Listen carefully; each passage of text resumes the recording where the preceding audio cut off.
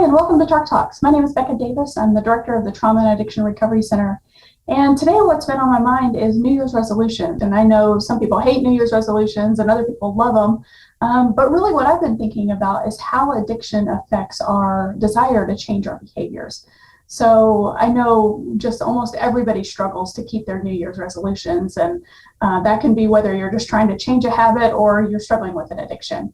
But intuitively, we know that addiction and habits are different things. We kind of know that. We don't have a lot of words to describe why they're different, but we know that they are different. And if that's true, if addiction is different than a habit, then it's really important that we treat addiction like addiction and not treat an addiction like it's just a bad habit.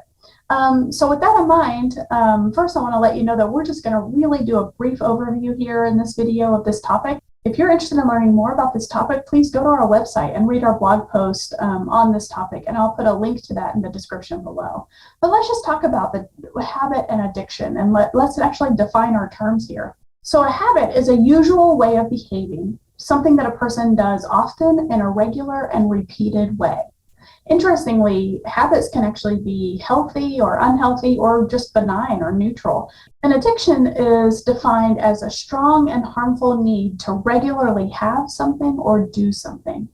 So when you think about somebody who comes home and has to drink every night after work, or someone who has to look at pornography every night before they go to bed.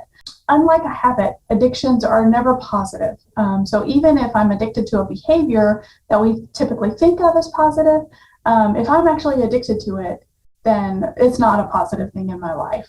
Exercise is one that comes to mind. If I'm actually addicted to exercise, then like with all addictions, I'm doing it compulsively. I don't have the power to stop on my own, and I'm probably doing it to the neglect of other important things in my life. And I might even be doing it to the point where it's hurting me or it's hurting other people in my life.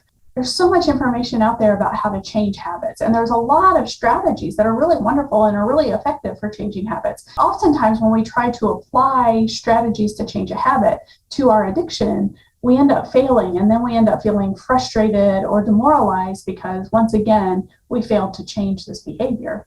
An example that comes to mind is somebody who wants to stop watching porn, and so he puts porn blockers on all his devices and maybe even has an accountability partner, and 6 months to a year later, he's not watching porn anymore. Contrast that to the guy who wants to stop watching porn. He puts all the same porn blocks on his devices, but within a few days or a few weeks, his urge to watch porn is so strong that he ends up figuring out a way around the porn blockers and starts watching porn again. What's the difference between these two guys? Is one of them better than the other? No, absolutely not. Does one of them have more self-discipline than the other? Maybe, but I know a lot of addicts who have a lot of self-discipline. In every other area of their life, they live with integrity and honesty. But for some reason, when it comes to this aspect of their life, they can't stop the behavior or they can't control it. The fact is that when there's an addiction in the equation, our brains are not working the same. Our brains are altered because of our addiction. And this video is not going to be able to go into all the brain science behind that, but because of the way our brains are altered, our brains prioritize our addictive behavior above almost anything else in our lives. So while some of the strategies we use for changing habits can be helpful with addiction, for example, we almost always recommend that somebody who's addicted to pornography put porn blockers on his devices. But that's not going to be enough in and of itself to help this person stop that behavior. They're not going to be able to just sit in their home and say, I'm not going to look at porn today, or I'm not going to participate in that addictive behavior today. That's not going to work any more than somebody who's struggling with cancer could sit in their home and say, well, I'm not going to have cancer today, or I'm not going to have diabetes today if somebody has diabetes. That just doesn't work. If people have those kind of illnesses, they have to have treatment. They have to have help. And so for an addict, they have to have help in order to stop their behavior. And that might look like other people in their life who are staying sober from that behavior and being successful with that. It also might look like professionals who know how to help the person stay sober. It might look like engaging in a whole lot of different behaviors to support a recovery lifestyle so that the addiction doesn't have a lot of room to get in there and cause a relapse. So if you have tried stopping a behavior over and over again only to return to it once more, or maybe it has gotten even worse, then maybe it's not just a bad habit that you're struggling with. Maybe it's actually an addiction. And if that's the case, what I want you to know is that you're not lazy, you're not stupid, you're not weak-willed, or whatever other shaming message that you might be telling yourself or other people might have been telling you.